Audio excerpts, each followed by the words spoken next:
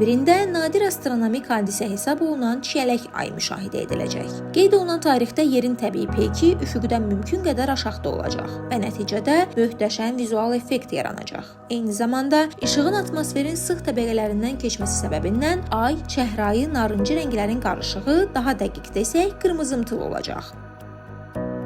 Bundan əlavə, yer atmosferinin yaratdığı optik illüziya sayəsində ay adi ölçüsündən 2 dəfə böyük görünəcək. Qeyd edək ki, bu qeyri-adi hadisənin ilk dəfə bizim eramızdan əvvəl 350-ci ildə Aristotel fərqinə varıb. Maraqlıdır ki, elm aləmi bu müstəvidə ayın ölçüsünün daha böyük görünməsi ilə bağlı hələ də yekdil fikrə gəlməyiblər. Yer sakinləri bir də bu nadir astronomik hadisəni 2043-cü ildə müşahidə edə biləcəklər. Mütəxəssislər hesab edir ki, Çiyələk ayı müşahidə etmək üçün ən ideal yer dağlıq ərazilərdir. Yerin təbii peyki ayın 11-i Bakı vaxtı ilə saat 11:44-də tam fazasına daxil olacaq.